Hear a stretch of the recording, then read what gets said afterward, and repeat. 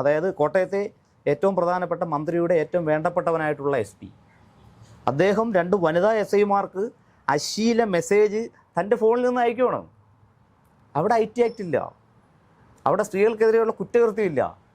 മനസ്സിലായില്ലേ?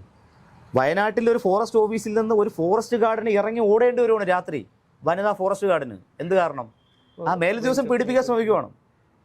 കോഴിക്കോട് കളക്ട്രേറ്റിൽ ഓണാഘോഷ പരിപാടിക്കിടയിൽ ഒരു സ്ത്രീയുടെ ശരീരത്തിൽ കയറി പിടിക്കുകയാണ് അവിടുത്തെ ജൂനിയർ സൂപ്രണ്ട്. ഈ കേസുകളിലെങ്കിൽ FIR ഇട്ടതായിട്ട് നിങ്ങൾക്ക് അറിയാമോ? FIR ഇട്ടിട്ടില്ല. ഒരു വാർഡ് മെമ്പർ പോലും അല്ലാത്ത ഒരാൾ കേരളത്തിലെ പോലീസിനെ നിയന്ത്രിച്ചു കൊണ്ടിരിക്കുന്നതിൻ്റെ പരാജയമാണ് കേരള ജനത ഇപ്പോൾ അനുഭവിച്ചുകൊണ്ടിരിക്കുന്നത്. സ്വന്തം താമസ സ്ഥലത്തെ മരങ്ങൾ സർക്കാരിൻ്റെ മരങ്ങളാണ്. സർക്കാരിൻ്റെ മരങ്ങൾ മോഷ്ടിച്ച് സ്വന്തം ഇഷ്ടത്തിന് ഫർണിച്ചറുകൾ ഉണ്ടാക്കി. ഈ 152 കേസുകളിൽ ഏതെങ്കിലും ഒരു കേസിൽ ഈ കൊണ്ടുവന്ന ആളല്ലാതെ മറ്റൊരാളിലേക്ക് അന്വേഷണം പോയിട്ടില്ല. എല്ലാ കേസിലും സാധാരണ ഈ കൺസീൽഡ് സ്വർണ്ണമാണ് പിടിക്കുന്നത്. ഇതവരെന്താ ചെയ്യുന്നത്? ഇങ്ങനെ കണ്ടു കഴിഞ്ഞാൽ നേരെ ഈ വ്യക്തിയുമായി എയർപോർട്ടിലുള്ള ഔട്ട് പോസ്റ്റിലേക്ക് അവർക്ക് പോവുകയാണ് പോലീസ്. അവിടെ കൊണ്ടുപോയിട്ട് എന്ത് ചെയ്യുന്നു? വളരെ പ്രാകൃതമായ രീതിയിൽ ഇദ്ദേഹത്തിൻ്റെ വയറ്റിൽ നിന്നും ഇത് പുറത്തെടുക്കുകയാണ്. സർക്കാർ ഇവിടുത്തെ നികുതിദായകരോട് പറയുവാണ് എന്തെന്ന്, നമ്മൾ ഇങ്ങനെയൊക്കെ ചെയ്യുള്ളൂ. മനസ്സിലായില്ലേ? നിങ്ങളെന്ത് ആരോപണം ഉന്നയിച്ചോ, PV അൻവർ ഉന്നയിച്ചോ, അല്ലെങ്കിൽ പ്രതിപക്ഷം ഉന്നയിച്ചോ, പൊതുജനങ്ങൾ ഉന്നയിച്ചോ, നമുക്കിതൊരു പ്രശ്നമല്ല. നമ്മൾ വെല്ലുവിളിക്കുകയാണ്, നമ്മൾ ഇങ്ങനെ മാത്രമേ ചെയ്യുള്ളൂ. കണ്ടോ, നമ്മൾ അവനെ എവിടെ ഇരുത്തിയിരിക്കുന്നു, അവന് സാധനങ്ങൾ വാങ്ങട്ടെ. അത് പരസ്യമായ ഒരു വെല്ലുവിളിയാണ്. ഇതിനെ തിരിച്ചു പറയുന്നു. ഇപ്പോൾ നിങ്ങളടക്കമുള്ള ചാനലുകൾ, ഇപ്പോൾ KM ഷാജഹാൻ അല്ലെങ്കിൽ മറുനാടൻ ഷാജൻ, അങ്ങനെ കുറേ ചാനലുകാരുണ്ടല്ലോ, ഓൺലൈൻ ചാനലുകൾ. ഈ ചാനലുകൾ ഇതിനെതിരെ സംസാരിക്കുന്നു. അവർക്കെതിരെ എന്ത് ചെയ്യുകയാണ്? ഇവിടുത്തെ CRPC ഇപ്പോൾ പുതിയ BNS ആണ്. BNSനെയൊക്കെ കാറ്റിൽ പുറത്തു പോകണം. എന്താ ചെയ്യുന്നത്? ഇപ്പോൾ ഷാജഹാനെതിരെ IT ആക്ട് 67. എന്താണ് IT ആക്ട് 67? ഡെഫിനിഷൻ പോലും അറിഞ്ഞുകൂടാത്തവരാണ് FIR രജിസ്റ്റർ ചെയ്തിരിക്കുന്നത്. നമസ്കാരം. കേരള പോലീസിനെതിരെ നിലമ്പൂർ മുൻ MLA PV അൻവർ തുറന്നുവിട്ട കൊടുങ്കാറ്റിൻ്റെ ഉത്ഭവം മലപ്പുറം SP-യുടെ ക്യാമ്പ് ഓഫീസിലെ മരം മുറിയുമായി ബന്ധപ്പെട്ടാണ്.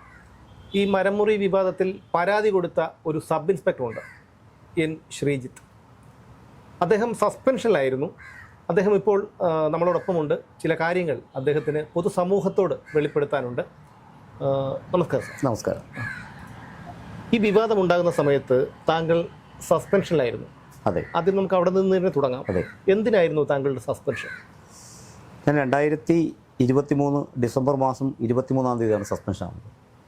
എൻ്റെ സസ്പെൻഷനുമായി ബന്ധപ്പെട്ട് ഇവിടുത്തെ മാധ്യമങ്ങളിൽ വന്ന വാർത്ത എനിക്ക് വിവിധ സ്വർണ്ണക്കടത്ത് സംഘങ്ങളുമായി ബന്ധമുണ്ടെന്നും അവരുമായി വിവിധ തരത്തിലുള്ള സാമ്പത്തിക ഇടപാടുകൾ നടത്തിയെന്നും പോലീസിൻ്റെ പല ഔദ്യോഗിക രേഖകളും ഞാൻ ഈ സ്വർണ്ണക്കടത്ത് സംഘങ്ങൾക്ക് ചോർത്തി കൊടുത്തു വന്നതായിരുന്നു.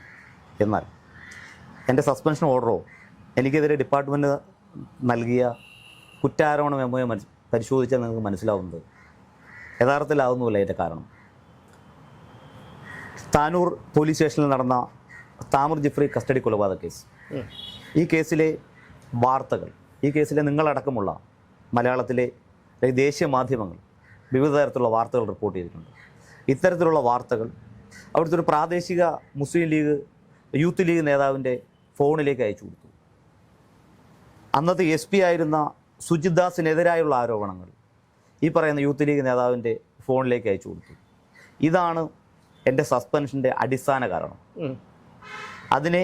അത് പൊതുസമൂഹത്തോട് ഈ പറയുന്ന പത്രമാധ്യമങ്ങൾ വഴി പറഞ്ഞാൽ അത് വീണ്ടും പോലീസിന് എതിരാവും എന്ന സാഹചര്യം ഉള്ളതുകൊണ്ട് പോലീസ് വളരെ കൃത്യമായിട്ട് ഈ പറയുന്ന നേതാവിനെ ഒരു സ്വർണ്ണക്കടത്തുകാരനായും ഞാനും അദ്ദേഹവും തമ്മിലുള്ള ബന്ധത്തെ ഞാനും ഒരു സ്വർണ്ണക്കടത്ത് സംഘവുമായിട്ടുള്ള ബന്ധവുമായിട്ട് ചിത്രീകരിച്ചാണ് എന്നെ സസ്പെൻഡ് ചെയ്യുന്നത്. ഇപ്പോൾ ഒരു പോലീസിനെ സംബന്ധിച്ചുള്ള നിയമവിരുദ്ധമായ പ്രവർത്തനങ്ങൾ കണ്ടെത്തുക, അവരെ നിയമത്തിന് മുമ്പിൽ കൊണ്ടുവരിക, അവർക്ക് അർഹമായ ശിക്ഷ മേടിച്ചു കൊടുക്കുക, ഇതാണ് പോലീസിൻ്റെ പ്രാഥമിക കർത്തവ്യങ്ങളിലൊന്ന്. പക്ഷേ ഒരു ചെറുപ്പക്കാരനെ ഇങ്ങനെ മൃഗീയമായി മർദ്ദിച്ചു കൊല്ലുന്നതിന് ഒരു പോലീസിന് ഒരു തരത്തിലുള്ള അധികാരവുമില്ല. അവിടെ ഒരു പോലീസുകാരൻ എന്നതിനുപരി ഒരു സിറ്റിസൺ എന്ന രീതിയിലുള്ള എൻ്റെ നിലപാടാണ് ഞാൻ പറഞ്ഞത്. അതിൻ്റെ പേരിലാണ് എന്നെ സസ്പെൻഡ് ചെയ്യുന്നത്.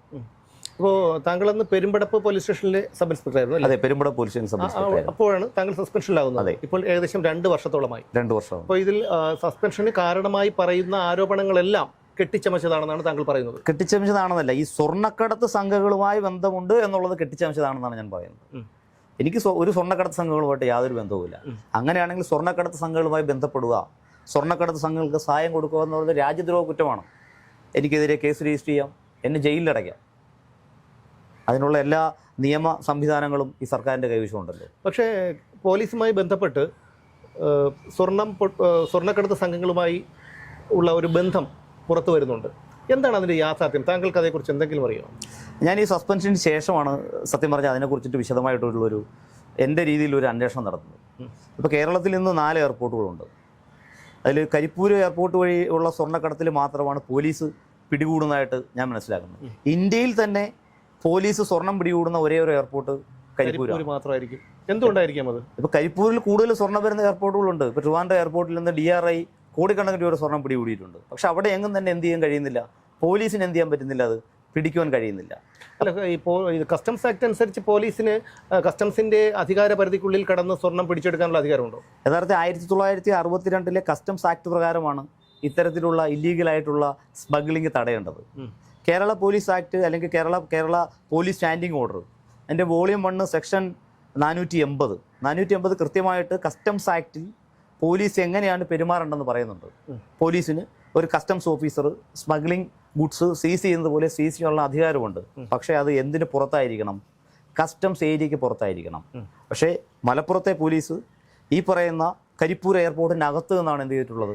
ഈ സ്വർണ്ണമെല്ലാം പിടികൂടിയിട്ടുള്ളത് മാത്രമല്ല, പോലീസിന് കസ്റ്റംസ് ആക്ട് പ്രകാരം ഇത്തരത്തിൽ ഒരു നിയമപരമായിട്ടുള്ള അവകാശമില്ലാതിരിക്കുകയും അവർ 102 CRPC ഉപയോഗിച്ചാണ് എന്ത് ചെയ്യുന്നത്? ഈ സ്വർണം പിടികൂടുന്നത്. അതുമൂലമുള്ളൊരു ദോഷം എന്ന് പറഞ്ഞു കഴിഞ്ഞാൽ ഈ സീഷർ ചെയ്ത് ഈ സ്വർണം കോടതിയിൽ സമർപ്പിക്കുന്നതോടുകൂടി ആ കേസിൻ്റെ അന്വേഷണം അവിടെ വഴിമുട്ടുകയാണ്. അതായത് ഇതിൻ്റെ യഥാർത്ഥ പ്രതികളിലേക്ക്, വമ്പന്മാരിലേക്ക് അന്വേഷണം എത്തുന്നില്ല. ഇല്ല, ഈ കൊണ്ടുവരുന്ന ആൾ മാത്രം പ്രതിയാകും. അയാളെ പ്രതിയാക്കാനും പറ്റില്ല. കാരണം കസ്റ്റംസ് ആക്ട് പ്രകാരം മാത്രമേ ഒരാളെ പ്രതിയാക്കാൻ കഴിയുകയുള്ളൂ.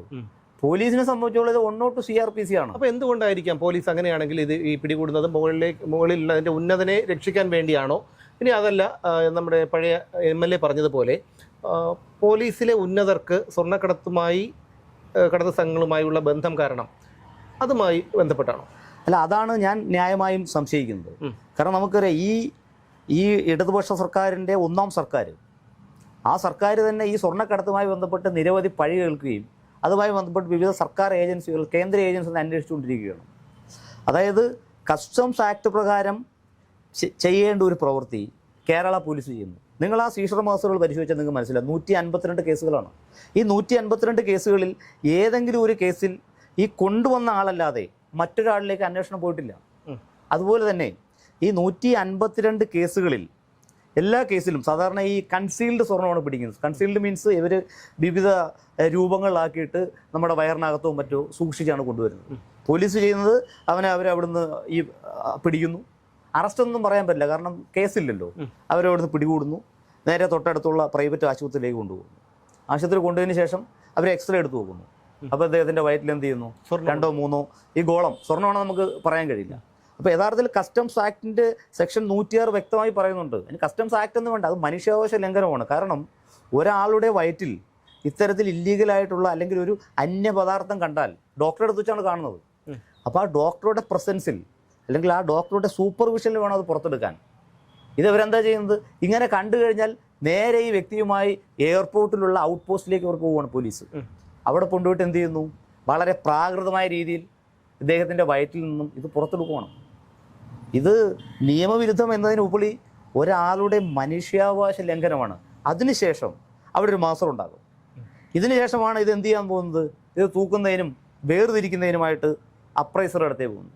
PV Anwar MLA പറഞ്ഞ ഉണ്ണി എന്ന അപ്രൈസർ. ഈ അപ്രൈസറുടെ അടുത്തേക്ക് പോകുമ്പോൾ ആരെ കൊണ്ടുപോകുന്നില്ല? ഈ പ്രതിയെ കൊണ്ടുപോകും. ആരിൽ നിന്നാണോ സ്വർണം പിടിച്ചത് അയാളെ കൊണ്ടുപോകുന്നില്ല. അതുവരെ മതി അവർക്ക്. അവരുടെ ആവശ്യം എന്താണ്? സ്വർണം പുറത്ത് കിട്ടിയാൽ മതി. നിങ്ങൾ ഈ പറയുന്ന കരിപ്പൂർ സ്റ്റേഷനിലെ കരിപ്പൂരും കൊണ്ടോട്ടി സ്റ്റേഷനിലെ ഈ 152 കേസുകളിലെയും മാസ്റ്ററുകൾ പരിശോധിക്കും. അതിലെ രണ്ടാമത്തെ മാസ്റ്ററുകൾ ഒന്നും തന്നെ ആരില്ല, ഈ പ്രതിയില്ല. അപ്പൊ എത്ര കൊണ്ടുവന്നു എന്ന് ഇയാൾക്കല്ലേ അറിയുള്ളൂ. എത്ര കോടതിയിൽ കൊടുക്കുന്നു? ഇതെല്ലാം കാരിയേഴ്സ് ആണ്. ഇവരൊരിക്കലും തന്നെ എന്ത് ചെയ്യില്ല, കോടതി പോവില്ല. കാരണം ഇത് ഇല്ലീഗലാണ്. അപ്പൊ ആ ഒരു നിയമത്തിന്റെ ആ ഒരു പഴുത് അത് ഉപയോഗിച്ചിട്ടാണ് പോലീസ് എന്ത് ചെയ്തിട്ടുള്ളത്? ഈ സ്വർണ്ണം എല്ലാം പിടികൂടിയത്. ഒരു തരത്തിലുള്ള കൊഫി പൊസ അടക്കമുള്ള നിയമങ്ങൾ ഉപയോഗിച്ച് ഇവരെ ഡിറ്റെയിൻ ചെയ്യാൻ പറ്റുമായിരുന്നത് ആര് പിടിച്ചിരുന്നെങ്കിൽ? കസ്റ്റംസ് പിടിച്ചിരുന്നെങ്കിൽ. അപ്പോൾ കസ്റ്റംസിനെ ബൈപ്പാസ് ചെയ്യുന്നു. അതൊരു പക്ഷേ കസ്റ്റംസിൻ്റെ ഉന്നതരുടെ സഹായത്തോടു കൂടി, അല്ലെങ്കിൽ ഇവിടുത്തെ ഞാൻ പറഞ്ഞല്ലോ നേരത്തെ പറഞ്ഞതുപോലെ. ഇല്ല, അതാണ് അവിടെയാണ് ഒരു ചോദ്യം വരുന്നത്. അവർ ഈ നിരവധി സുരക്ഷാ പരിശോധനകൾ കടന്നാണ് അവർ പുറത്തു വരുന്നത്. അപ്പോൾ അങ്ങനെ വരുമ്പോൾ ഇവർക്കൊരു ഇൻഫോർമർ ഉണ്ടായിരിക്കണമല്ലോ പോലീസിന്. അല്ല, അവിടെയാണ് പ്രശ്നം. ഈ ഏത് മഹസർ നിങ്ങൾ വായിച്ചു നോക്കിയാൽ അതിൽ ആദ്യം എഴുതിയിരിക്കുന്ന ഒരു പോയിന്റ് ഉണ്ട്. ഇന്ന് ഇപ്പോൾ സൗദിയിൽ നിന്ന് വരുന്ന അല്ലെങ്കിൽ ഷാർജയിൽ നിന്ന് വരുന്ന വിമാനത്തിൻ്റെ നമ്പർ ഉൾപ്പെടെയാണ്. ഇന്ന് IX സോ ആൻഡ് സോ വിമാനത്തിൽ എന്ത് കൊണ്ടുവരുന്നുണ്ട്?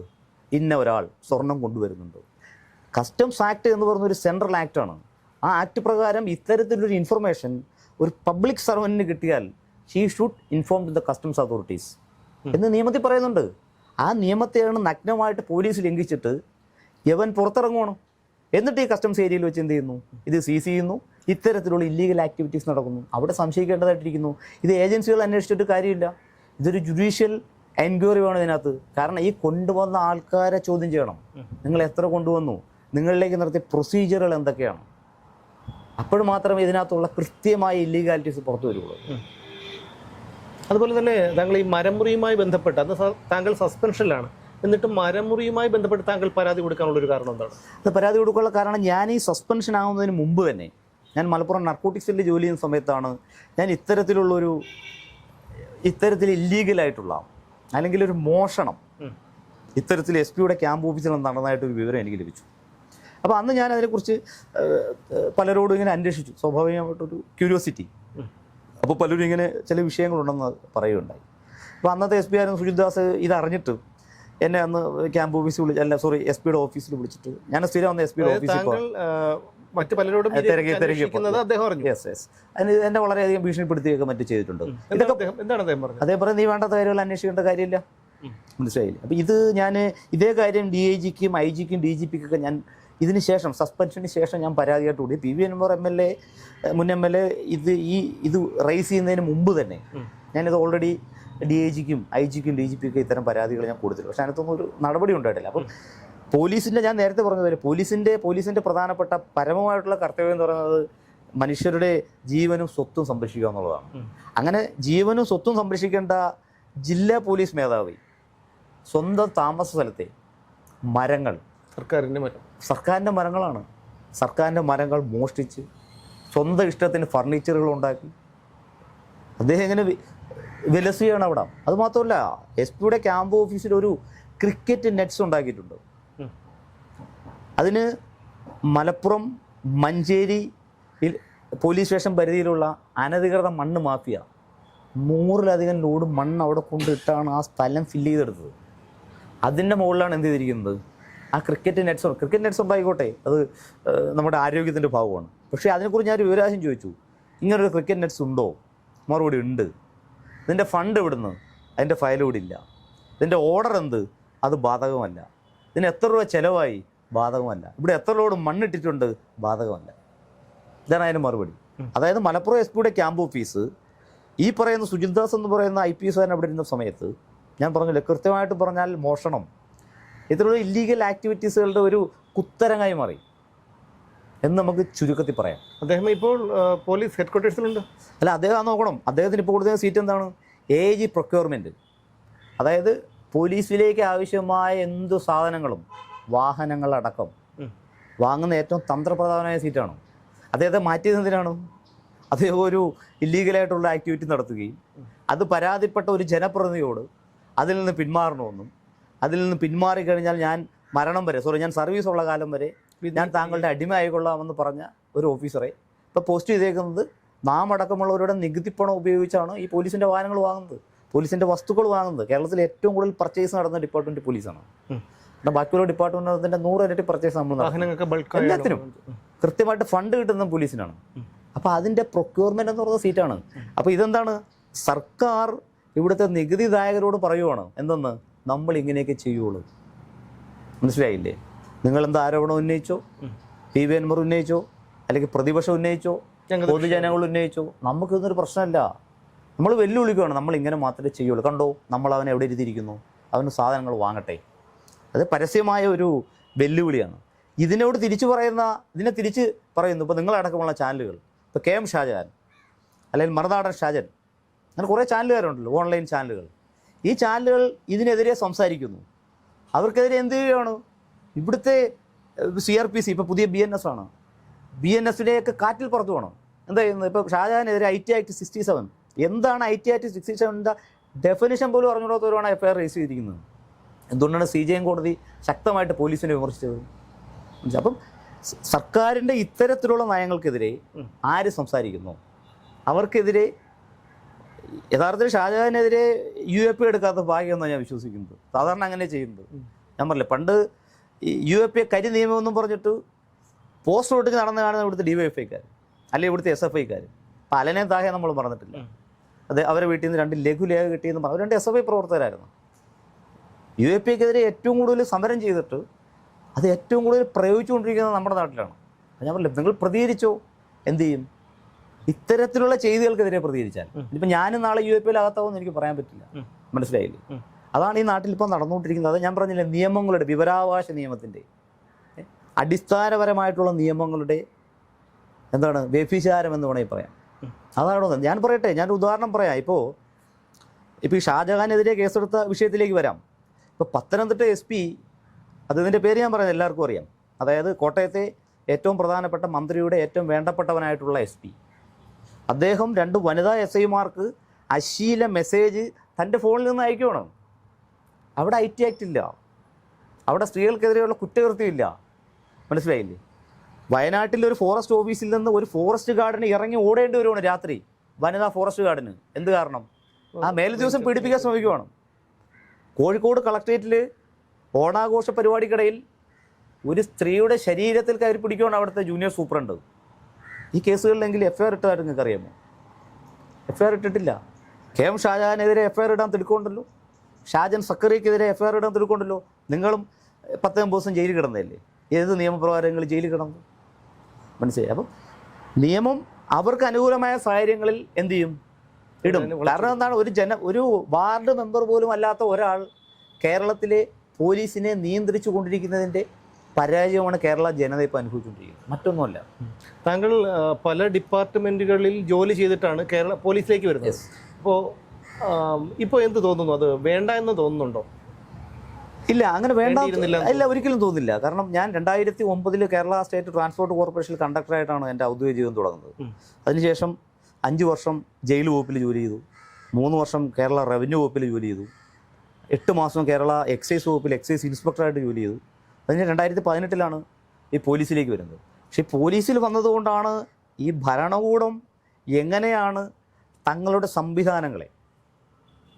സംവിധാനങ്ങളുടെ അവരുടെ സൗകര്യത്തിനനുസരിച്ച് ഉപയോഗിക്കുന്നതെന്ന് കൃത്യമായിട്ട് മനസ്സിലാക്കാൻ കഴിഞ്ഞത് ഈ പോലീസ് വന്നതുകൊണ്ട് മാത്രമാണ്. അല്ലെങ്കിൽ ഒരിക്കലും ഒരു സാധാരണ സർക്കാർ ജോലിക്കാരനെ പോലെ ഏതെങ്കിലും ഒരു തസ്തികയിൽ റിട്ടയറായി വീട്ടിലിരിക്കേണ്ടി വന്നതിന്. പിന്നെ എന്നിലൊരു പോരാളി ഉണ്ടെന്ന് തിരിച്ചറിയാൻ കഴിഞ്ഞതും ഈ പോലീസ് വന്നുകൊണ്ടാണ്. അതിനകത്ത് എനിക്ക് പോലീസിനോട് വലിയ നന്ദിയുണ്ട്. 120ഓളം പോലീസുകാരെ സർവീസിൽ നിന്ന് നീക്കം ചെയ്തു എന്നാണ് മുഖ്യമന്ത്രി അവകാശപ്പെടുന്നത്.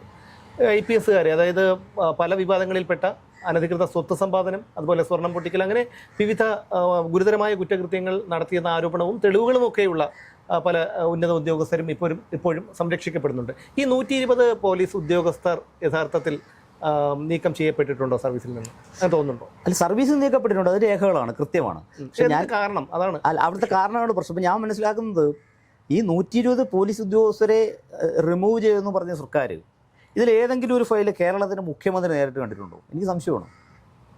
കാണാൻ സാധ്യതയില്ല. അപ്പം നമ്മുടെ പ്രതിപക്ഷ നേതാവ് പറയുന്നത് പോലെ മുഖ്യമന്ത്രിയുടെ മുഖ്യമന്ത്രിയുടെ ഓഫീസ് കേന്ദ്രീകരിച്ചിട്ടുള്ള ഒരു ഉപജാപക സംഘം അവർ കണ്ടു കാണും. മുഖ്യമന്ത്രി കാണാൻ വഴിയില്ല. പിന്നെ ഈ 100 നമുക്കറിയാം. ഇപ്പം ഇടുക്കിയിലുള്ള അനസ് എന്ന് പറയുന്ന പോലീസ് ഉദ്യോഗസ്ഥനുണ്ടോ? വണ്ണപ്പുറം പോലീസ്. അദ്ദേഹത്തെ റിമൂവ് ചെയ്ത് എന്തിനാണ്? അദ്ദേഹത്തെ റിമൂവ് ചെയ്ത് STPIക്കാർക്ക് അദ്ദേഹം എന്ത് ചെയ്തു? RSSകാരുടെ ഡാറ്റാ ബേസ് ചോർത്തി കൊടുത്തു എന്നാണ്. ഇവിടെ കേരളത്തിൻ്റെ ക്രമസമാധാന ചുമതലയുള്ള ADGP നമ്മുടെ നികുതി പണം കൊണ്ട് മേടിച്ച വാഹനത്തിൽ നമ്മുടെ നികുതി പണം കൊണ്ട് ശമ്പളം മേടിക്കുന്ന ഔദ്യോഗിക സമയത്ത് ഇന്ത്യയിലെ ഏറ്റവും പ്രശസ്തരായ 2 RSS നേതാക്കന്മാരെ പോയി കണ്ട് രഹസ്യ ചർച്ച നടത്തിയപ്പോൾ എന്തൊക്കെ ഔദ്യോഗിക രേഖകൾ അദ്ദേഹം അവർക്ക് കൈമാറി കാണും? അനസ് ചെയ്ത് 2 വണ്ടിയുടെ നമ്പർ ഇട്ട് കൊടുത്തു എന്നാണ് പറയുന്നത്. MR അജിത് കുമാർ എന്തൊക്കെ വിട്ടുകൊടുത്തതാണ്? അപ്പം MV Govindan, party secretary MV Govindan പറഞ്ഞ എന്താണ്? അദ്ദേഹം പറഞ്ഞ അതെ, ഇവിടുത്തെ പല പോലീസ് ഉദ്യോഗസ്ഥരും കാണാറുണ്ട്, ഞാനും കണ്ടിട്ടുണ്ട്. അതെൻ്റെ ഔദ്യോഗിക സമയത്തല്ല, ഔദ്യോഗിക ജോലിയുടെ ഭാഗമായിട്ട് കാണും. എനിക്കൊരു വേറൊരു ആവശ്യത്തിന് കാണണമെങ്കിൽ ഞാൻ ലീവ് എടുത്ത് പോയി കാണണം. ഇത് അദ്ദേഹം അതാണ് ചെയ്തത്. അദ്ദേഹത്തിൻ്റെ വാഹനത്തിലാണ് അദ്ദേഹം പോകുന്നത്, അവിടെ കൊണ്ട് ഒളിച്ചിടുന്നു. ഒരു RSS സഹായാത്രികനോടൊപ്പം പോയി കാണുന്നു. അദ്ദേഹം, ഞാൻ പറഞ്ഞില്ലേ, ഒരു കേരളത്തിൽ ഏറ്റവും പ്രശസ്തമായ ഒരു ഉത്സവം അദ്ദേഹം ഗൂഢാലോചന നടത്തി കലക്കിയെന്ന് കേരളത്തിൻ്റെ സംസ്ഥാന പോലീസ് മേധാവി ഇവിടെ നേതൃത്വത്തിൽ നടത്തിയ അന്വേഷണം എന്ത് ചെയ്യുന്നു? കൃത്യമായി തെളിയിക്കപ്പെട്ടു. അദ്ദേഹത്തിനെതിരെ ഗുരുതരമായ നടപടി, കഠിനമായ നടപടി എടുക്കണമെന്ന് അഡീഷണൽ ചീഫ് സെക്രട്ടറി ശുപാർശ ചെയ്യുന്നു. എന്തോ സംഭവിച്ചത്? അദ്ദേഹത്തെ എക്സൈസിലേക്ക് മാറ്റുന്നു. ഇപ്പോൾ പുതുതായിട്ട് വളരെയധികം കൊട്ടിഘോഷിക്കപ്പെട്ടുകൊണ്ടുവന്ന പുതിയ DGP, പഴയ DGP പറഞ്ഞാൽ എന്താണ്? കർശനമായ നടപടി എടുക്കണമെന്നാണ്. പുതിയ DGP പറഞ്ഞാൽ നടപടിയൊന്നും വേണ്ട. കാരണം എന്താണ്? അദ്ദേഹത്തെ പോലീസിൽ നിന്ന് മാറ്റിയെന്ന്. പോലീസ് എങ്ങോട്ടാണ് മാറ്റിയത്? എക്സൈസിലേക്ക്. അദ്ദേഹത്തിൻ്റെ തസ്തികയിൽ വല്ല മാറ്റമുണ്ട്? ADGP ആണ്. അദ്ദേഹത്തിൻ്റെ IPS പോയി, ഒന്നും പോയിട്ടില്ല. മനസ്സിലായില്ല? അപ്പോൾ ഇവിടെ എന്താണ്? ഇവിടെ ഈ CPM ഒരു വിഭാഗം കൃത്യമായിട്ട് RSSൻ്റെ അജണ്ട നടപ്പിലാക്കുവാൻ വേണ്ടി പ്രവർത്തിക്കും എന്നുള്ള കാര്യത്തിൽ യാതൊരു സംശയമില്ല.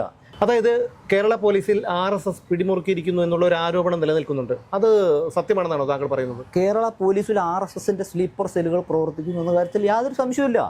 അതിൻ്റെ ഏറ്റവും വലിയ ഉദാഹരണങ്ങളല്ലേ നമ്മളീ കാണുന്നത്. ഞാൻ നേരത്തെ പറഞ്ഞല്ലോ, അനസിനെ സർവീസിൽ നിന്ന് റിമൂവ് ചെയ്യുന്നു. 10-15 ദിവസം കൊണ്ടാണ് റിമൂവ് ചെയ്യുന്നത്. അനസിൻ്റെ വീട്ടിലേക്ക് RSSൻ്റെ എന്ത് നടക്കുന്നു? പ്രതിഷേധ പ്രകടനം നടക്കുന്നു. ഒരു ഉത്സവം, ഏറ്റവും വലിയ തൃശ്ശൂർ പൂരം എന്ന് പറയുന്ന മഹാ ഉത്സവം എന്ത് ചെയ്യുന്നു? ഒരു ADGPയുടെ നേതൃത്വത്തിൽ ഗൂഢാലോചന നടത്തി കലക്കുന്നു. നിങ്ങൾക്ക് ട്രിവാൻഡ്രത്ത് സന്ദീപാനന്ദഗിരിയുടെ ആശ്രമം കത്തിച്ചത് RSSകാരാണെന്ന് വ്യക്തമായ തെളിവുണ്ടായിരിക്കെ അത് ചെയ്യാതെ ഇവിടുത്തെ CPMലെ RSS ലോബി അത് CPMലെ ഒരു വിഭാഗത്തിലേക്ക് തിരിക്കാൻ ശ്രമിച്ചു. അതങ്ങനെയല്ല എന്നും താങ്കൾ ഇതെങ്ങനെ വളരെ ആധികാരികമായി പറയുന്നത്?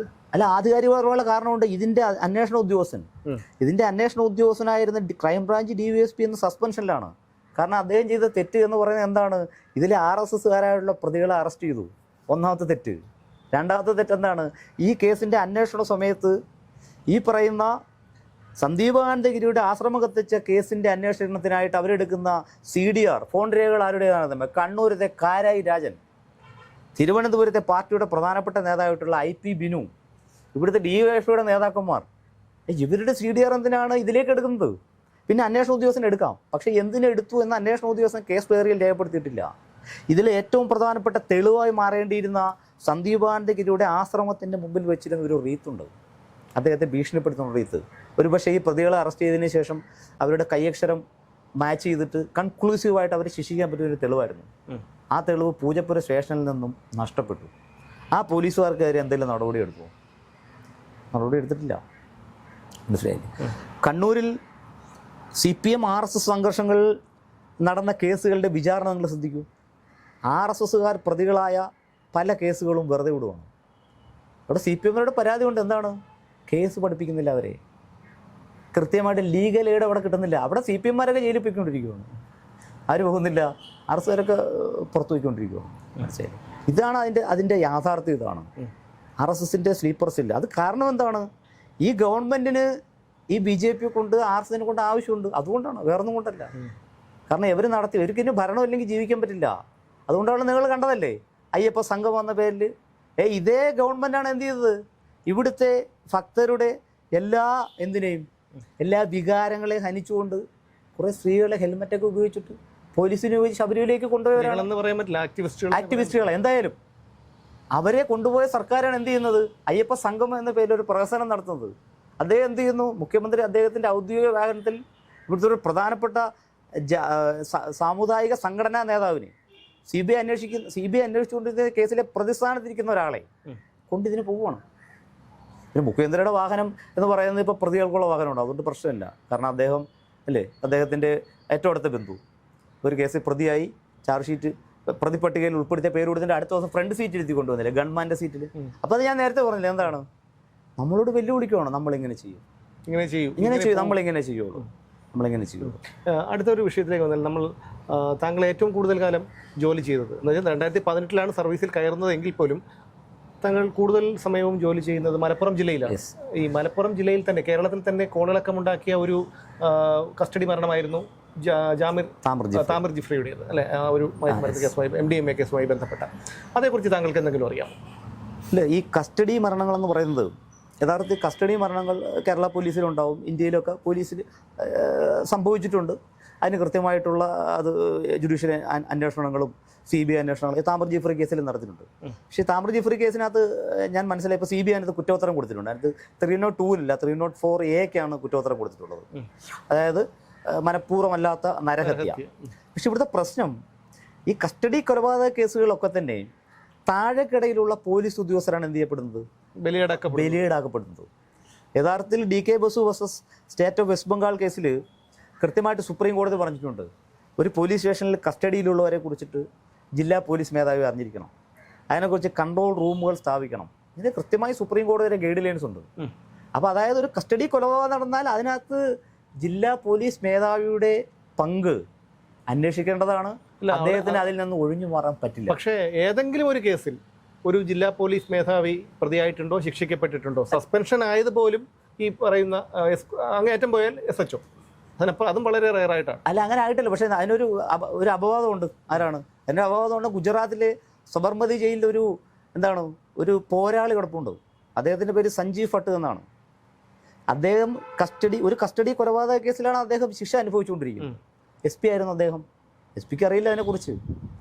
അതായത് ഒരാളെ ഒരു വലിയൊരു ബഹളമോ റാലിയോ ഒന്നും നടക്കുന്നതിൻ്റെ ഭാഗത്ത് ഒരു കൂട്ടം ആൾക്കാരെ പോലീസ് സ്റ്റേഷനിൽ കസ്റ്റഡി കൊണ്ടുവരും, അവരെ പുറത്തു വിടുന്നു. അതിനുശേഷം 2 ആഴ്ച കഴിഞ്ഞതിൽ ഒരാൾ മരിക്കുന്നു. അദ്ദേഹം മരിക്കുന്നത് കിഡ്നി ഡിസീസ് വന്നിട്ടാണ്. പോസ്റ്റ്മോർട്ടം റിപ്പോർട്ട് അങ്ങനെയാണ്. അതിനുശേഷം ജുഡീഷ്യൽ അന്വേഷണം നടക്കുന്നു. ഇദ്ദേഹത്തെ ഈ പോലീസുകാരെ ഉൾപ്പെടെ വെറുതെ വിടുന്നു. അതിനുശേഷമാണ് ഗുജറാത്ത് കലാപം നടക്കുന്നതും. സഞ്ജീവ് ഭട്ട് എന്ത് ചെയ്യുന്നു, നരേന്ദ്രമോദിക്കെതിരായിട്ട് എവിടെ കൊടുക്കുന്നു, റിപ്പോർട്ട് സുപ്രീം കോടതിയിൽ സമർപ്പിക്കുന്നു. അദ്ദേഹത്തിന് ഇതിൽ പങ്കുണ്ട്. അപ്പോൾ ഓട്ടോമാറ്റിക്കായിട്ട് എന്ത് വരുന്നു, പഴയ കാര്യങ്ങൾ കൊണ്ടുവരുവാണ്. അദ്ദേഹം ജയിലിലാണ്. എന്തിൽ? ഈ കസ്റ്റഡി കൊലപാതക കേസിലാണ് അദ്ദേഹം ജയിലിലുള്ളത്. ഇന്ന് 62 വയസ്സുണ്ട് അദ്ദേഹത്തിന്. മനസ്സിലായില്ലേ? ബോംബെ IIT-യിൽ നിന്ന് മെക്കാനിക്കൽ എഞ്ചിനീയറിംഗ് MTech ഒക്കെ പാസ്സായി. ഇന്ന് ഏതെങ്കിലും സ്പെഷ്യൽ CRPF-ൻ്റെയൊക്കെ ഒരു ഹെഡായിട്ടിരിക്കേണ്ട ഒരു മനുഷ്യനാണ്. പക്ഷേ അദ്ദേഹം എന്ത് ചെയ്തു, സിസ്റ്റത്തിൻ്റെ കൊള്ളരുതായ്മയ്ക്കെതിരെ സംസാരിച്ചു. അതുകൊണ്ട് അദ്ദേഹം കസ്റ്റഡി കൊലപാതക കേസിൽ പ്രതിയായി. അല്ലാതെ ആരും പ്രതിയാവില്ല. പക്ഷേ ഈ താമിർ ജിഫ്രിയുടെ കേസിൽ ഒരു SP-യുടെ സ്പെഷ്യൽ ടീമിനെ കുറിച്ചും ഡാൻസ് ഓഫ് ടീമിനെ കുറിച്ചൊക്കെ പറയുന്നുണ്ട്. അങ്ങനെ യഥാർത്ഥത്തിൽ അങ്ങനെ ഉണ്ടോ? അവരെങ്ങനെ ഡാൻസ് ഓഫ് എന്ന് പറയുന്നത് ഈ ഡാൻസ് ഓഫ് ടീം ഉണ്ടെങ്കിൽ പോലും അനധികൃതമായുള്ള ഒരു കസ്റ്റഡി, ഇല്ലീഗൽ കസ്റ്റഡി ആണല്ലോ, ഒരു സംശയമില്ല. കാരണം താനൂർ പോലീസ് സ്റ്റേഷൻ അവിടെ നിന്ന് നിൽക്കുന്നു, ഇത് കൊണ്ടുവരുന്ന തേഞ്ഞിപ്പാലം പോലീസ് സ്റ്റേഷനിൽ നിന്നാണ്. ഒരു സബ് ഡിവിഷൻ കഴിഞ്ഞിട്ട് അവിടേക്ക് ഇതൊക്കെ പ്രൂവ്ഡാണ്. പക്ഷെ അവിടുത്തെ പ്രശ്നം ഈ 4 പോലീസുകാരാണ് അതിൽ പ്രതി. ഇനി വേറെ ആളൊരു പ്രതി ഉണ്ട്, കൃഷ്ണലാൽ എന്ന് പറഞ്ഞ SI. അദ്ദേഹം അതുപോലെ സസ്പെൻഷനില്ല. കാരണം എന്താണെന്നറിയാമോ, ബാക്കി 4 പോലീസുകാർ സർവീസിൽ കയറി, പോലീസുകാർ സർവീസിലേക്ക് തിരിച്ചു കയറി. അതെന്തുകൊണ്ടാണ് കൃഷ്ണലാൽ എന്ത് ചെയ്തു, സിസ്റ്റത്തിനെതിരെ സംസാരിച്ചു.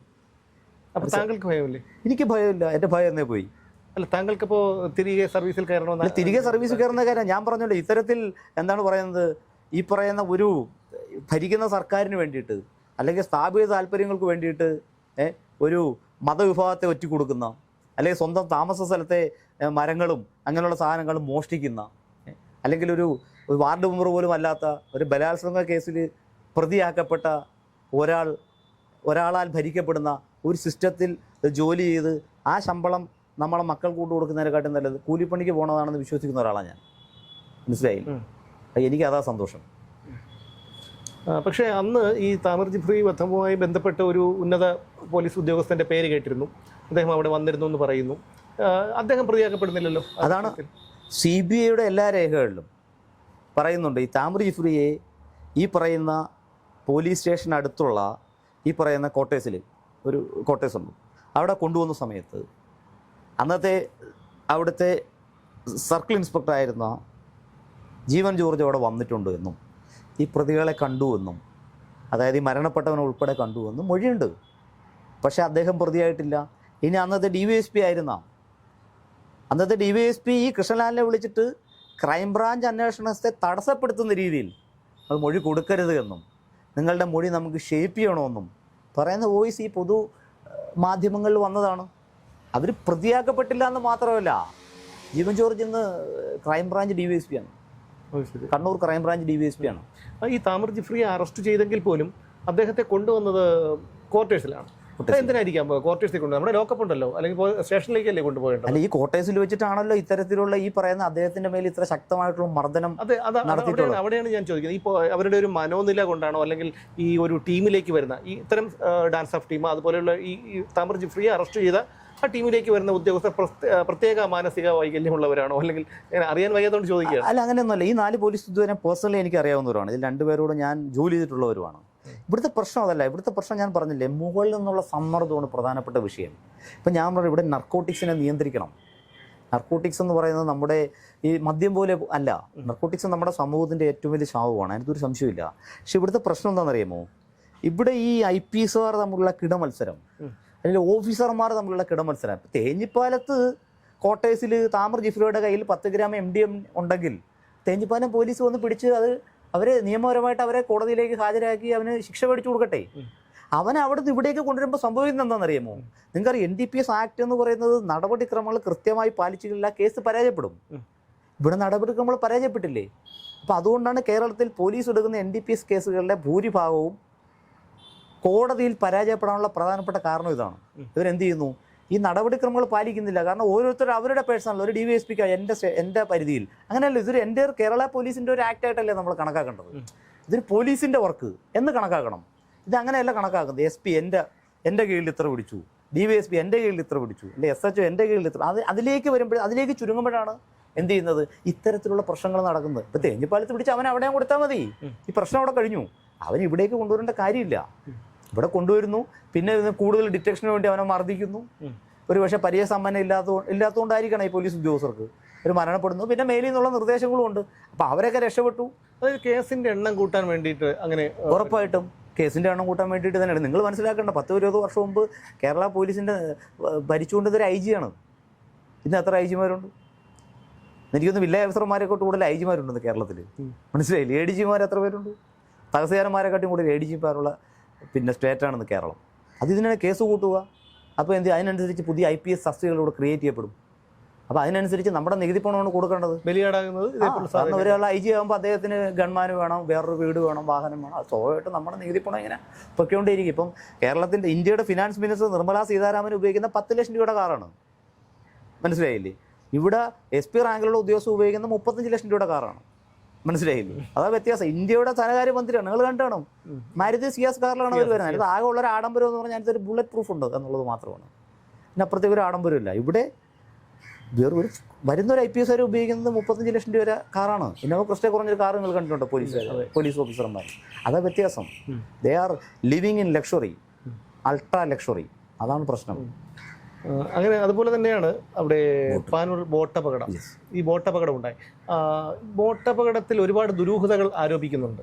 പലരും ഭയം കൊണ്ട് മിണ്ടാത്തതുണ്ട്. അന്നൊക്കെ ഒരു വലിയ വാർത്തയായിരുന്നു. പക്ഷെ പിന്നീട് അതേക്കുറിച്ചൊന്നും കേൾക്കാനില്ല. താങ്കൾ ഇത്തരം വിഷയങ്ങളുടെയൊക്കെ പിന്നാലെ പോകുന്ന ഒരാളാണ്. അതുകൊണ്ട് ചോദിക്കുകയാണ്, അതേക്കുറിച്ച് എന്തെങ്കിലും താങ്കൾക്കറിയാമോ? ബോട്ടപകടത്തെക്കുറിച്ച് പറഞ്ഞു കഴിഞ്ഞാൽ 2 വിഷയങ്ങളാണ്. ഒന്ന്, ബോട്ടപകടത്തിൻ്റെ അന്വേഷണം.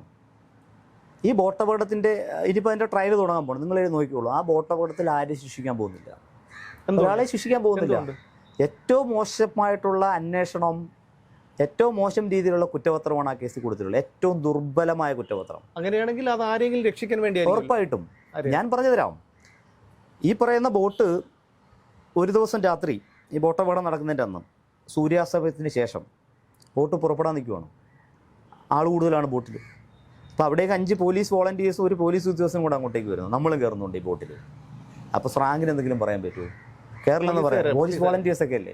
അപ്പോൾ സ്രാങ്ക് ഇതിൽ കൂടുതലാണ്. ഓൾറെഡി ഇതിലെന്താണ്, ആൾ കൂടുതലാണ്. പിന്നെ അവരുടെ കയറി ബോട്ട് പോയി. സ്വാഭാവികമായി ബോട്ടിൻ്റെ ബാലൻസ് പോയി, ബോട്ട് മറിഞ്ഞു. അപ്പോൾ നിങ്ങൾ മനസ്സിലാക്കേണ്ട, പോലീസ് വോളണ്ടിയേഴ്സ് അല്ലെ ട്രോമ കെയർ വോളണ്ടിയേഴ്സ്, അവരുടെ ജോലി എന്താ? ഉണ്ടാവാതിരിക്കുക എന്നുള്ളതാണ്. അധികമായി കയറിയ ഒരു ബോട്ടിലേക്ക് അവർ വീണ്ടും കയറുകയാണ്. അവർ ഈ പറയുന്ന ജുഡീഷ്യൽ കമ്മീഷൻ, മോഹൻകുമാർ കമ്മീഷൻ്റെ മുമ്പിൽ അവർ അവരെ മൊഴിയുണ്ട്. നമ്മൾ ബോട്ടിൽ കയറി, എന്നാൽ അതിൽ സേഫ്റ്റി ജാക്കറ്റ് ഇല്ലായിരുന്നു. എന്നാൽ പിന്നെ അവരെന്തിനാ കയറാൻ പോയത്? അവരല്ലേ ട്രോമയെ നിയന്ത്രിക്കേണ്ടവരാണ് അവർ. മനസ്സിലായില്ല? അവരാണ് ബോട്ടിൽ കയറുന്നത്. ഒന്നാമത്തെ വിഷയം.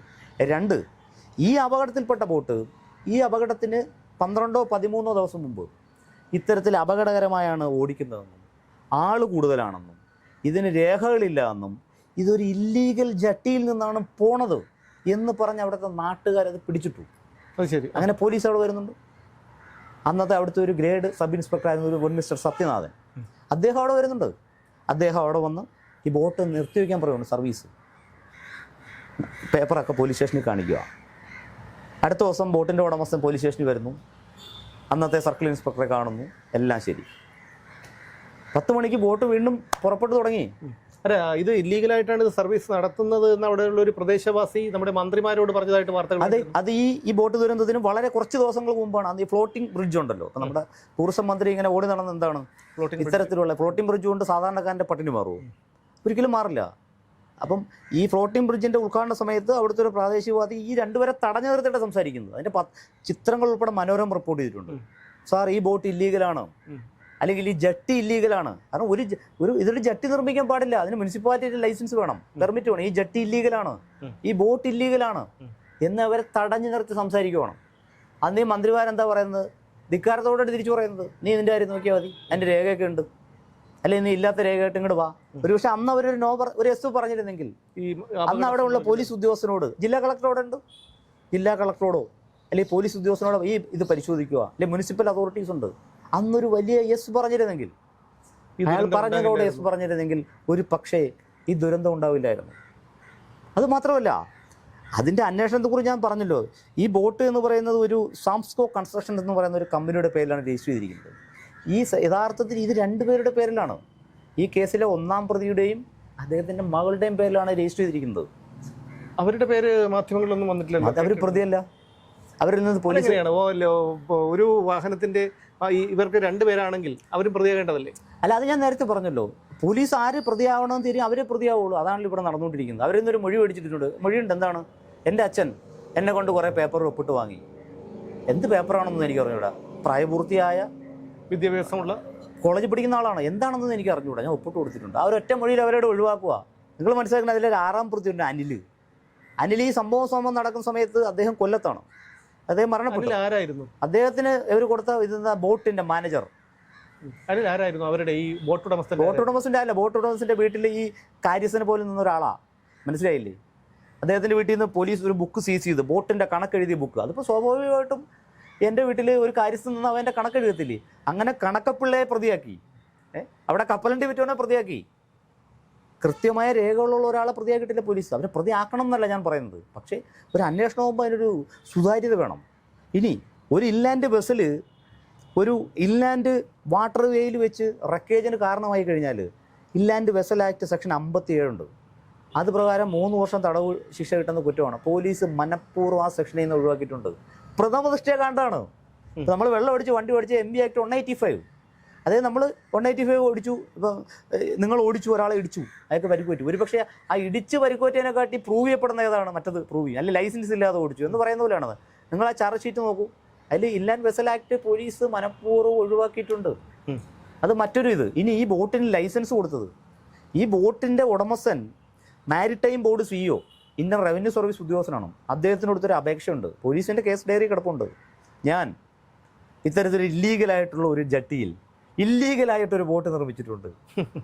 അത് എനിക്ക് പറ്റിയൊരു തെറ്റാണ്. അതുകൊണ്ട് എന്ത് ചെയ്യണം? എനിക്കിതിൻ്റെ ലൈസൻസ് ഒന്ന് തരണം.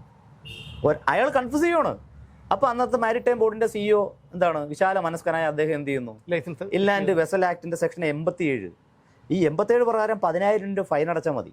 പക്ഷേ അദ്ദേഹം ഈ ഓർഡർ ഇടുന്നത് 2022 ഫെബ്രുവരിയിലാണ്. അപ്പോൾ അദ്ദേഹത്തിന് ഇത്തരത്തിൽ ഇൻലാൻഡ് വെസൽ ആക്ട് എന്ന് പറയുന്നത് 2021 സെൻട്രൽ ആക്ടാണ്. ഇത് പ്രകാരം ഉത്തരവിടാനുള്ള അധികാരം കേരള ഗവൺമെൻറ് കൊടുക്കുന്നത് 2022 ഓഗസ്റ്റിലാണ്. അതിനു മുമ്പ് തന്നെ അദ്ദേഹം ഇത് ഉപയോഗിച്ചു. അദ്ദേഹവും പ്രതിയല്ല. മനസ്സിലായി? അപ്പോൾ ഇത്തരത്തിൽ കൃത്യമായിട്ട് 22 ജീവനുകൾക്ക് യാതൊരു വിലയും ഈ സർക്കാർ കൽപ്പിക്കുന്നില്ല എന്ന് ഞാൻ പറയട്ടെ. അത് ലോക്കൽ പോലീസ് പഴികേട്ടൊരു സംഭവമാണ്. അത് ക്രൈംബ്രാഞ്ച് അന്വേഷിക്കണ്ടേ? കേരളത്തിൽ ഇക്കഴിഞ്ഞ് നടന്ന ബോട്ട് ദുരന്തങ്ങൾ മിക്കതും അന്വേഷിച്ചതാരാണ്? ക്രൈംബ്രാഞ്ചാണ്. ഇത് അന്വേഷിക്കാതെ ഇത് ആരോപണ വിധേയനായ DYSP ആണ് എൻ്റെ അന്വേഷണ ഉദ്യോഗസ്ഥൻ. ആരോപണ വിധേയനായ CA ആണ് എൻ്റെ അസിസ്റ്റൻറ്റ് ഇൻവെസ്റ്റിഗേറ്റിംഗ് ഓഫീസർ. പിന്നെ അങ്ങനെ നടത്തുന്ന ഒരു അന്വേഷണത്തിൽ എങ്ങനെയാണ് ഈ നമ്മൾക്ക് നീതി കിട്ടുന്നത്? സർക്കാർ എന്താ ചെയ്തത്? വളരെ പെട്ടെന്ന് അവർക്ക് ദുരിതാശ്വാസ പൈസ അങ്ങോട്ട് കൊടുത്തു. നമുക്ക് പൈസ ആണല്ലോ വേണ്ടത്. സന്തോഷം, കഴിഞ്ഞു. ഇപ്പോൾ ജുഡീഷ്യൽ കമ്മീഷൻ്റെ എൻക്വയറി നടന്നു വരികയാണ്. ജുഡീഷ്യൽ കമ്മീഷനെ നമുക്ക് വിമർശിക്കാൻ പറ്റില്ല, അതാണ് പ്രശ്നം. കാരണം commission of enquiries act 1962 section 10(3) ഇത് പ്രകാരം ഈ ജുഡീഷ്യൽ കമ്മീഷനെയോ അതിലെ അംഗങ്ങളെയോ ഡിസ്റെസ്പെക്ട് ചെയ്യുന്ന രീതിയിൽ സംസാരിച്ചു കഴിഞ്ഞാൽ 6 മാസം നമ്മൾ ജയിലിൽ കിടക്കും. നിങ്ങൾ മനസ്സിലാക്കേണ്ടത് എപ്പോഴാണ് ഒരു ജുഡീഷ്യൽ കമ്മീഷനെ പ്രഖ്യാപിക്കുന്നത്? പൊതുജന പ്രസക്തമായൊരു വിഷയം, ഇതുപോലെ ഒരു ബോട്ട് ദുരന്തം, അല്ലെങ്കിൽ ഒരു സ്റ്റാമ്പേഡ്, അല്ലെങ്കിൽ വലിയൊരു ബസ് ദുരന്തം, ഇതൊക്കെ നടക്കുമ്പോഴാണ് എന്ത് ചെയ്യുന്നത്? Judicial commission. ഇതിൻ്റെ കാശ് കൊടുക്കുന്ന ആരുടേതാണ്? നമ്മുടെ നികുതി പണമാണ്. ഗവൺമെൻറ്റാണ് എന്ത് ചെയ്തത്? നമ്മൾ തിരഞ്ഞെടുക്കപ്പെട്ട ഗവൺമെൻറ്റാണ് എന്ത് ചെയ്യുന്നത്? ജുഡീഷ്യൽ കമ്മീഷനെ നിയമിക്കുന്നത്. പക്ഷെ നമ്മൾ മിണ്ടാൻ പാടില്ല. നമ്മൾ മിണ്ടിക്കഴിഞ്ഞാൽ നമ്മൾ 6 മാസം ജയിലിൽ കിടക്കുന്നത് നമ്മൾ മനസ്സിലാക്കണം. അതുകൊണ്ട് ജുഡീഷ്യൽ കമ്മീഷൻ്റെ അന്വേഷണത്തെക്കുറിച്ചോ അതിനകത്ത് നടത്തുന്ന എന്താണ് അവിടെ നടക്കുന്നതെന്ന് നമുക്കറിയാം. പക്ഷെ അത് ഇവിടെ പറയാൻ പറ്റില്ല. ഇവിടെ പറഞ്ഞാൽ അത് ഹൈക്കോടതിക്ക് നേരിട്ട് കേസെടുക്കാം. 6 മാസം കഴിഞ്ഞാൽ നമുക്ക് പിന്നെ കാണാൻ പറ്റുള്ളൂ. അതാണ് ഇവിടുത്തെ നമ്മുടെ ജനാധിപത്യത്തിൻ്റെ സൗന്ദര്യം എന്ന് പറയുന്നത്. അതാണ്. ഈ കഴിഞ്ഞ മാസം തന്നെ ഈ കുന്നംകുളം കസ്റ്റഡി മർദ്ദനം അത് പുറത്തു വന്നിരുന്നു. ഞെട്ടിക്കുന്ന ദൃശ്യങ്ങളാണ് പുറത്തു വന്നത്. അതിനുശേഷം നിരവധി കസ്റ്റഡി മർദ്ദനങ്ങൾ പുറത്തു വന്നു. ഇപ്പോൾ 2-3 മാസങ്ങൾക്ക് മുൻപാണ് തിരുവനന്തപുരം പേരൂർക്കടയിൽ ഒരു SC വിഭാഗത്തിൽപ്പെട്ട ഒരു സ്ത്രീയെ മോഷണക്കേസിൽ വ്യാജമായി ഉൾപ്പെടുത്തി അവരെ പീഡിപ്പിച്ച ഒരു സംഭവമുണ്ട്, മാനസികമായി പീഡിപ്പിച്ച ഒരു സംഭവമുണ്ട്. അപ്പോൾ എന്താണ് അതേക്കുറിച്ച്, എങ്ങനെയാണ് അതേക്കുറിച്ച് പറയാനുള്ളത്? ആ പോലീസ് ഉദ്യോഗസ്ഥരെ ഇപ്പോഴും സസ്പെൻഡ് ചെയ്തു, മുഖം രക്ഷിച്ചു എന്നുള്ളതിൽ കവിഞ്ഞ് എന്താണ് അതേക്കുറിച്ച് പറയാനുള്ളത്? ഈ കസ്റ്റഡി മർദ്ദനങ്ങളൊക്കെ എങ്ങനെയാണ്? അല്ല, അത് ഞാൻ പറഞ്ഞില്ല. ഈ കുന്നംകുളം വിഷയത്തിനകത്ത് യഥാർത്ഥത്തിൽ അന്ന് ഈ മർദ്ദിച്ചു എന്ന് പറയുന്ന പോലീസ് ഉദ്യോഗസ്ഥർ ഈ പോലീസ് ഉദ്യോഗസ്ഥരെ പോലെ തന്നെ കുറ്റക്കാരാണ് അന്നത്തെ മേലുദ്യോഗസ്ഥർ. കാരണം ഈ പറയുന്ന SI അടക്കമുള്ളവരുടെ 2 ഇൻക്രിമെൻറ്റോ മറ്റോ കളഞ്ഞു എന്നാണ് DIG പറഞ്ഞ് ഞാൻ കേട്ടു. ഈ പറയുന്ന ശിക്ഷിച്ച DIG ഉൾപ്പെടെ കണ്ടതാണ് എന്തോന്ന് ഈ മർദ്ദിക്കുന്നത്. CCTV കണ്ടല്ലോ. അപ്പോൾ അന്ന് സസ്പെൻഡ് ചെയ്യണം. അന്ന് അവർ സസ്പെൻഡ് ചെയ്യാതെ ഇപ്പോഴൊരു രാഷ്ട്രീയമായിട്ടുള്ളൊരു കോളുകളൊക്കെ ഉണ്ടായപ്പോൾ മാത്രമാണ് സസ്പെൻഡ് ചെയ്തത്. അപ്പോൾ യഥാർത്ഥത്തിൽ ഇപ്പോൾ സസ്പെൻഡ് ചെയ്ത പോലീസ് ഉദ്യോഗസ്ഥരെ അല്ല, അന്ന് ഇത് മറച്ചു വെച്ചുകൊണ്ട്, അല്ലെങ്കിൽ ഇതിൻ്റെ ഗ്രാവിറ്റി മറച്ചു വെച്ചുകൊണ്ട് ഈ ലഘുവായിട്ടുള്ള ശിക്ഷ കൊടുത്ത മേലുദ്യോഗസ്ഥന്മാർക്കെതിരാണ് നടപടി എടുക്കേണ്ടത്. കുന്നംകുളം വിഷയത്തിൽ എനിക്ക് അതാ പറയാനുള്ളത്. പിന്നെ പേരൂർക്കടത്തെ വിഷയം, പേരൂർക്കട ഒരു ദളിത് സ്ത്രീയെ ഈ നാട്ടിലുള്ള സുപ്രീം കോടതിയുടെ അല്ലെങ്കിൽ IPC CRPC എല്ലാത്തിനെയും കാറ്റിൽ പുറത്തിക്കൊണ്ട് രാത്രി കൊണ്ട് കസ്റ്റഡിയിൽ വയ്ക്കുവാണ്. ഒരിക്കലും പാടില്ല. അവർ പ്രതിയാണെങ്കിൽ മജിസ്ട്രേറ്റിന് മുമ്പ് ഹാജരാക്കണം. ഇങ്ങനെ ശരി ആയിക്കോട്ടെ, പോലീസ് അങ്ങനെ ചെയ്തു. ഈ സ്ത്രീ കേരളത്തിലെ മുഖ്യമന്ത്രിയുടെ പൊളിറ്റിക്കൽ സെക്രട്ടറി പോയി കാണുവാണ്. ഇങ്ങനൊരു സംഭവമുണ്ട്. അദ്ദേഹം പറഞ്ഞെന്താണ്? കോടതി പോകാൻ. വേറെ പല സ്ത്രീകളും പറഞ്ഞിട്ടുണ്ട്, ഞാൻ ഇദ്ദേഹത്തെ വിളിച്ചു, അപ്പം തന്നെ ആക്ഷനാ, വിത്തിൻ മിനിറ്റ്സ് പ്രതി ജയിലിൽ പോയി. നമുക്കറിയാം ആരാണെന്ന് ഞാൻ പറയുന്നില്ല, അത് പറഞ്ഞാൽ പിന്നെ നമുക്കെതിരെ കേസാവും. വിത്തിൻ മിനിറ്റ് അവർ നന്ദി പറയുന്നുണ്ട്, ഞാൻ വിളിച്ചു, അപ്പം തന്നെ ആക്ഷൻ. ഞാൻ പറഞ്ഞില്ല, ഇവിടെ ഈ പറയുന്ന ഒരു ദളിത് സ്ത്രീയാണ്. ആ ദളിത് സ്ത്രീക്കെതിരെ അവർക്ക് ഇതുവരെ നീതി കിട്ടിയിട്ടില്ല സത്യം പറഞ്ഞു കഴിഞ്ഞാൽ. മനസ്സിലായില്ലേ? അപ്പോൾ ഇതാണോ ഈ ദളിത് സംരക്ഷണം പറയുന്ന ഗവൺമെൻറ്റിൻ്റെ നയം? ഇതാണോ ഈ പറയുന്ന ന്യൂനപക്ഷങ്ങളെ സംരക്ഷിക്കുന്ന ഗവൺമെൻറ്റിൻ്റെ നയം? മുഖ്യമന്ത്രി തന്നെ ഡൽഹിയിൽ വെച്ച് പറഞ്ഞല്ലോ, കരിപ്പൂർ വഴി വരുന്ന സ്വർണ്ണമൊക്കെ എന്തിനു വേണ്ടിയിട്ടാണ് ഇവിടുത്തെ മുസ്ലിങ്ങൾ രാജ്യദ്രോഹ പ്രവർത്തനങ്ങൾക്ക് ഉപയോഗിക്കുകയാണെന്ന്. അപ്പോൾ അതോടുകൂടി മുസ്ലിങ്ങളൊക്കെ എതിരായി. അപ്പോഴാണ് ഇപ്പോൾ ഞാൻ നേരത്തെ പറഞ്ഞതുപോലെ പുതിയ കാര്യങ്ങളോട്ട് ഇറങ്ങിയിരിക്കുന്നത്. അപ്പോൾ ഈ സർക്കാരിനെ സംബന്ധിച്ചോളം ഈ സർക്കാരിന് ഇനി ഒരു ഭരണമില്ലെങ്കിൽ അവർക്ക് സഹിക്കാൻ കഴിയില്ല. അവർ അതിന് വേണ്ടിയിട്ട് മാർക്സിസവും അല്ലെങ്കിൽ കമ്മ്യൂണിസവും അല്ലെങ്കിൽ മനുഷ്യത്വവും ദളിത് സ്നേഹവും ഇതൊക്കെ കൂടെ മാറ്റിവെച്ച് അവരോട് ഓരോ ദിവസവും ഒരു സിനിമ ഉണ്ട്, എന്തൊരു ഡയമണ്ട് ചട്ടമ്പി എന്ന് പറഞ്ഞൊരു ജഗതിയിലൊരു ഒരു സിനിമയുണ്ട്. അപ്പോൾ അതുപോലെ ഒരു നമ്പറുകളുണ്ട് ഞങ്ങൾക്ക് ഓരോ ദിവസം. അതുപോലെ ഓരോ ദിവസവും ഓരോ പുതിയ നമ്പറുകളുമായിട്ട് എന്ത് ചെയ്യുകയാണ്, ഇറങ്ങിയിരിക്കുകയാണ്.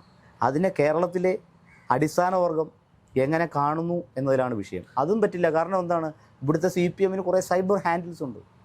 മനസ്സിലായില്ലേ? നമുക്കറിയാമല്ലോ, ഇപ്പോൾ അവരെന്ത് കാര്യത്തിനെയും ഒരാൾ മരിച്ചവിടെ കിടന്നാപ്പോഴും പറയും അതിൽ ജീവനുണ്ടല്ലോ എന്ന് പറഞ്ഞ് അത് ജീവിച്ചിരിക്കുന്ന ഒരാളാണെന്ന് ന്യായീകരിച്ചെടുക്കുവാൻ പറ്റിയ രീതിയിലുള്ള ഒരു വലിയൊരു സംഘത്തെ എന്ത് ചെയ്തിട്ടുണ്ട്, അവർ വളർത്തിയെടുത്തിട്ടുണ്ട്. ആ സംഘമാണ് എന്ത് ചെയ്തത്, ഇതുവരെ അവരെ പിടിച്ചു നിർത്തിയത്. ഇനിയും അല്ലാതെ ജനക്ഷേമ പ്രവർത്തനങ്ങളൊന്നുമല്ല, ഒരിക്കലും ജനക്ഷേമ പ്രവർത്തനങ്ങളല്ല CPM പിടിച്ചു നിർത്തിയിട്ടുള്ളത്. അത് ഇനിയും ഇവർ പിടിച്ചു നിർത്തുമെന്നാണ് ഇവർ വിശ്വസിക്കുന്നതെങ്കിൽ അങ്ങനെ ആയിക്കോട്ടെ. എന്തായാലും നമുക്ക് ഇനിയിപ്പോൾ കാത്തിരുന്നതാണ് 2026 അടുക്കുന്നു. ഇനിയിപ്പോൾ തദ്ദേശ സ്വയംഭരണ സ്ഥാപനങ്ങളിലേക്ക് തെരഞ്ഞെടുപ്പ് നടക്കുന്നു. അവിടെ നമുക്കറിയാം എന്താണ് ഈ പോലീസിന്റെ നയങ്ങൾ അല്ലെങ്കിൽ ഈ ഗവൺമെന്റിന്റെ നയങ്ങൾ എങ്ങനെയാണ് ജനങ്ങളെ ബാധിച്ചിട്ടുള്ളത് നമുക്ക്. പക്ഷേ അവിടെ ഒരു വിഷയം എന്ന് പറയുന്നത്, ഞങ്ങളൊക്കെ സാധാരണക്കാരായ ആൾക്കാരാണ്. ഈ സാധാരണക്കാരുടെ ഒരു ആശ്രയമായിരുന്നു പോലീസ് സ്റ്റേഷൻ. പക്ഷേ ഇപ്പോൾ ഈ കുന്നംകുളം കസ്റ്റഡി മർദ്ദനം, അതുപോലെ ഈ പ്രത്യേകിച്ചും 2021 ശേഷമുള്ള പോലീസിൻ്റെ പെരുമാറ്റ രീതികൾ ഭയമുളവാക്കുന്നതാണ്.